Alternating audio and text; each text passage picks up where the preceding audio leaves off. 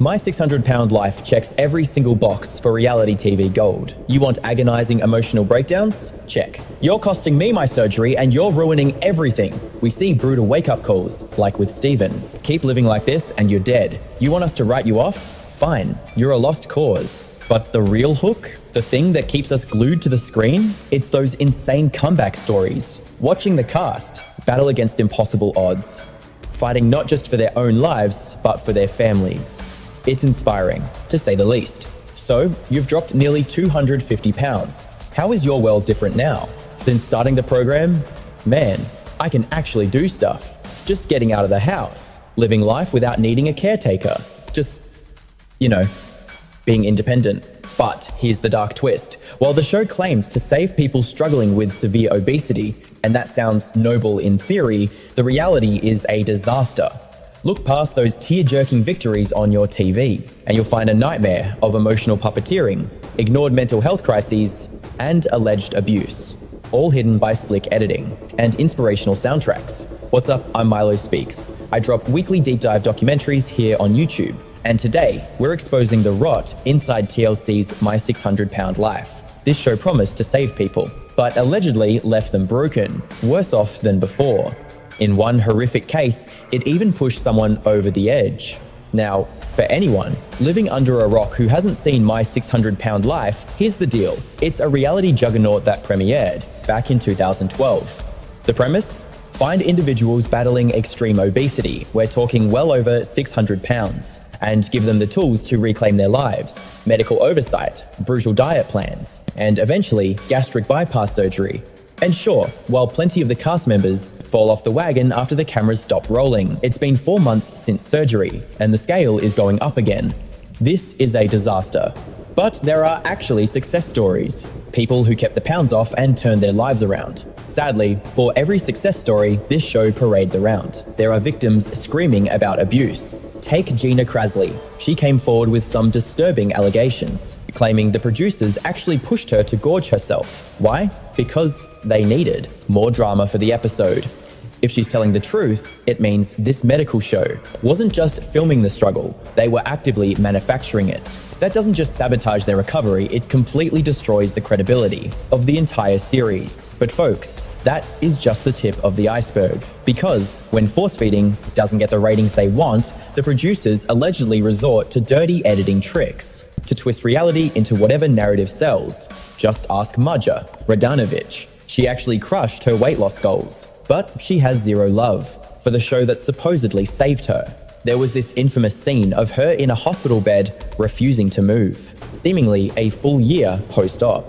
The show painted her as defiant, refusing to stand up, but Maja revealed they completely warped the timeline. They made it look like this meltdown happened way later in her recovery. It made her look lazy, stubborn, and hopeless, for absolutely no reason. But in a later interview, she dropped a bombshell that proves that narrative was total fiction. She explained, "That scene where I wouldn't get up, it wasn't what you think. You don't know the context." They aired it as if it was a year later, but in reality, it was only 1 month after my gastric bypass. I had already dropped 32 kilos in that first month. I had surgery on February 13th, 2015. That footage was from March. I was down significantly, but I was malnourished and stuck in a hospital bed. And the doctor is demanding I stand up? I'm literally bleeding out on the mattress, and you want me to jump up? Look, reality TV messing with timelines to spice things up isn't exactly breaking news. But in Maja's case, it wasn't just a little lie. It was character assassination.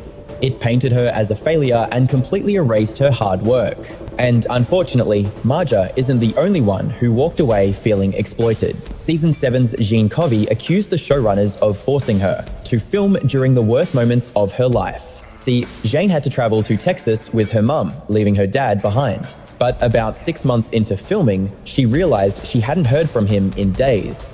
So she radioed the authorities for a welfare check, only to get the gut-wrenching news that her father had passed away. The show then broadcast her, arriving home and completely dropping the weight loss program that Dr. Now, the show's host, had designed for her. She later claimed that she and her mother were just trying to grieve the loss of her dad, and begged the producers to cut the cameras. But instead of respecting her wishes, the showrunners allegedly threatened to sue them, basically forcing them to keep filming without giving a damn about her mental.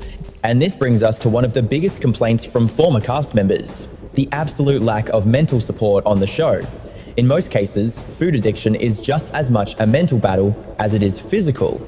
Yet, according to these participants, the showrunners were obsessed with the physical side of dropping pounds while completely ignoring the critical therapy they needed to break the addiction. One of these cast members is Alicia Kurgan, and she claimed that when she opened up about her declining mental state to the producers, we are talking depression and anxiety, they didn't offer any counseling. She got one single televised therapy session that was totally scripted. But it gets darker, because she also accused the showrunners of rigging her pre-surgery psychological evaluation. She claimed they gave her a 5-question mental health quiz a couple of hours before surgery, consisting of simple true or false questions. If she answered wrong on any of them, the producers would snatch the paper away and hand her a fresh one, until she guessed the answers they wanted.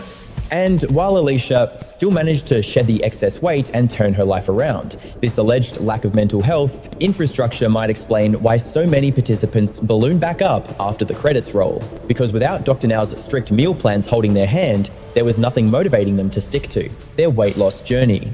Unfortunately, gaining the weight back pales in comparison to the ultimate price that these mental health struggles would cost James Bonner. James appeared on season 6 of the show and was doing significantly better than most of the other contenders. Today, I'm going to see where my progress is at, and if I hit my weight loss goals to get under 385 pounds, I'll be happy with that. In total, he dropped over 320 pounds in just 12 months and was on the fast track to losing even more. And I'm hoping to do something today that I haven't done in about 15 years. I'm hoping to start running. And if I can do that, it means I can be even more active and hopefully make progress even faster. However, his incredible journey was tragically cut short on August 2nd, 2018, when he decided to end his life. His passing was a total shock to everyone who had watched him fight so hard to change his narrative. Because if I slip and fall, I can get seriously hurt. Nobody knew why James would do such a thing.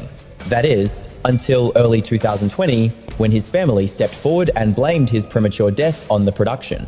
According to them, James had reached out to one of the show's production assistants to tell them about his struggles, telling her, "I am a mess right now. I am not okay right now. It is dark and I am having a breakdown." But instead of taking his mental health crisis seriously, the PA allegedly replied, "Fake it until you make it," completely dismissing the demons he was fighting, which never should have happened, considering his dark thoughts were visible even during the production of the show. "There are days where I feel so useless. I think I would be better off 6 feet under." To make matters worse, his family claimed he was drowning in debt because the show's producers had failed to cover the medical expenses they promised. His family took it a step further and filed a $1 million lawsuit against the show's parent company, Megalomedia. If the things they claimed were totally true, this should have been an easy, open and shut victory. However, that is where things took an unexpected turn. You see, while James's family was the first to attempt legal action against Megalomedia, they certainly weren't the last.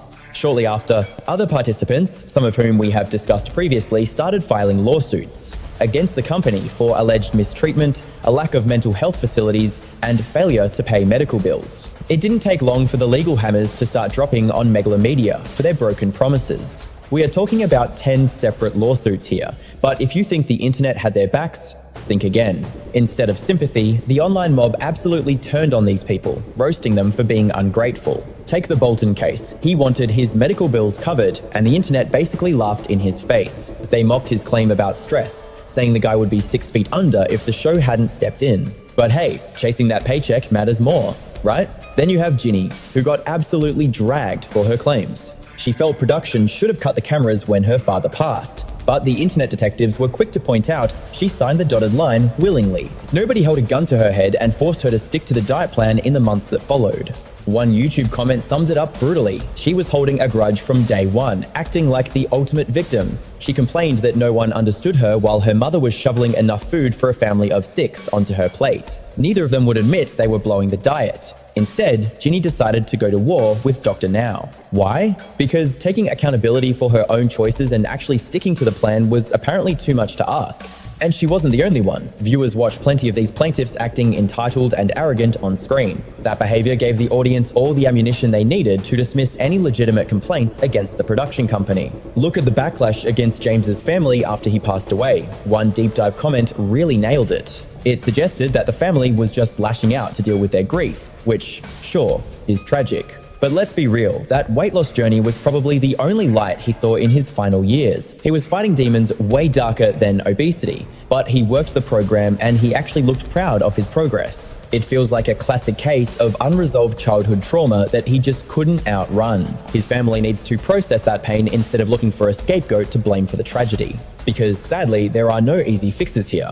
Another insider pointed out that Megalomedia's legal team isn't playing around.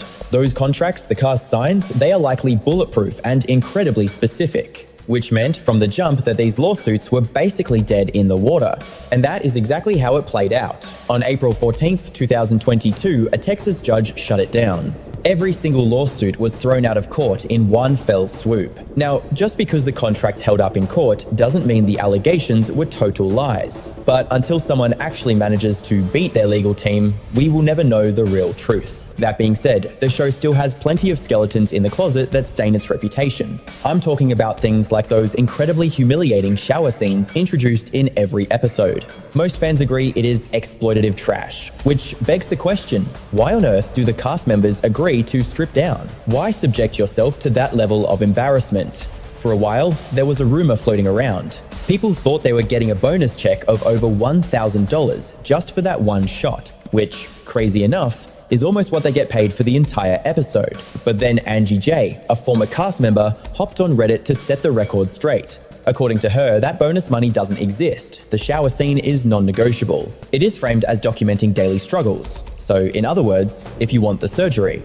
you have to agree to bear it all, even if it strips away every ounce of your dignity. But the rabbit hole goes deeper. Aside from the behind-the-scenes drama, there is the on-screen content. There are some major issues with what the show actually chooses to broadcast. You want proof? Look at Dr. Mike's reaction video to one of the episodes on his channel. He specifically called out Dr. Now's approach during a consultation scene. Dr. Now said, "You have a duty to your children, so we are changing your eating habits right now." Dr. Mike slammed it as an incredibly outdated style of medicine, guilt-tripping a patient about their kids. Lecturing a patient like that usually backfires. It is just not effective. You guide a patient to the realization by asking the right questions, not by barking orders at them. "I'm doing this for my children." Boom. Just hearing them say those specific words out loud, that is a total game changer. It psychologically locks them in and skyrockets their odds of actually crossing the finish line. However, this is where the train starts to go off the rails. Dr. Now drops his infamous diet plan, and Dr. Mike was immediately seeing red flags. We are talking a strict low-carb regimen, 3 squares a day, and absolutely zero snacking. This is a brutal 1,200 calorie a day restriction. I mean, come on, how on earth do you expect someone to pivot from consuming massive amounts of food to a starvation diet overnight? It feels like you are deliberately designing a roadmap for failure. The cravings are going to be monstrous, and combining that with her stressful job, she is going to be miserable and physically wrecked. And then there is Dr. Now's strategy for forcing workouts into the mix. That was not much better. You are looking at a woman's physical limit and demanding she starts power walking on a measly 1,200 calories.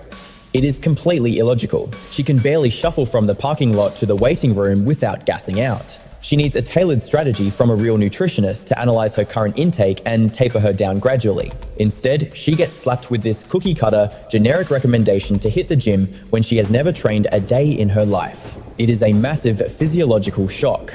Even the most disciplined saint would crack under that kind of sudden pressure. And let's talk about the power dynamic. Dr. Mike was not having it with how Doctor. Now granted the surgery, you are making progress. So I might consider you a candidate. Okay, sure. But with a BMI nearing 100, he sends her for hospital tests. But the framing? It is all about whether times he times decides she is worthy. If the test's clear, I will approve it. I hate that phrasing. It makes him sound like a gatekeeper handing out a reward. It should be, we need to check if your body can survive the anesthesia. It is a safety call, not a prize. It is not up to the doctor's ego to decide if it is right. It is purely a medical calculation of risk versus reward. He acts like the supreme authority rather than a medical guide. Look, Dr. Now is legendary for his tough love persona, but let's be real, his methodology has some serious cracks that need patching up. But he is not changing anytime soon, especially since the show is virtually bulletproof. Even with ratings sliding since 2021, the franchise is still a juggernaut, pumping out new seasons 13 years deep. The only thing that could actually kill this beast is a massive scandal. We are talking exposed abuse or gross negligence behind the scenes. But considering 10 different lawsuits have already been thrown out of court, don't hold your breath on that happening. It is going nowhere.